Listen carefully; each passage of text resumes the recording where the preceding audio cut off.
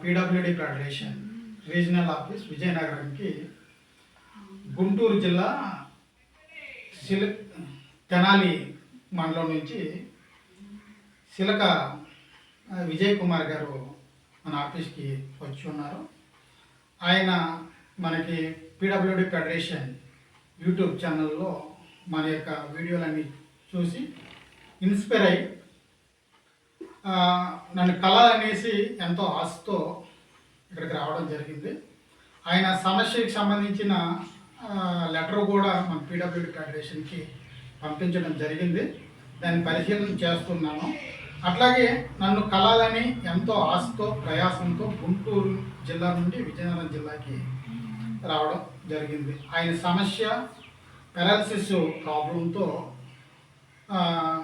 90% disability person, చాలా కష్టతరమైన పరిస్థితి, రైల్వే జర్నీ చేయడం కూడా.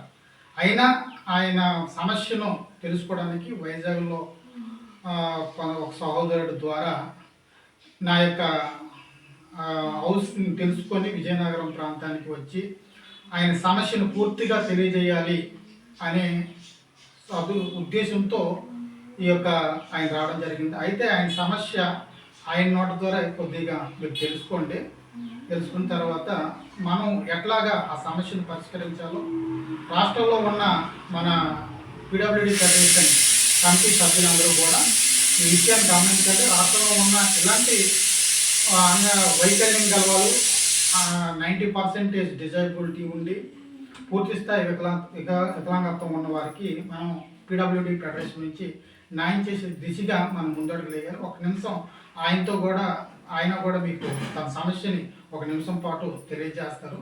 మీరు ఏనండి ఏదో చెప్పండి.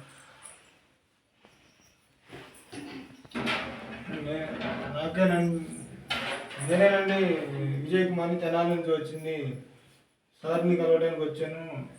సారు చేస్తున్న కృషిని మనందరం, నా సహోదరులైన వికలాంగులందరూ కలిసి సారు చేస్తున్న దానికి సపోర్ట్ చేస్తూ అనేక మంది పథకాలు అందని వారికి, వికలాంగులు పథకాలు పొందుకోలేని వారికి సారు మన కోసం ఎంతగానో చేస్తున్న కృషిని ఎంకరేజ్ చేస్తూ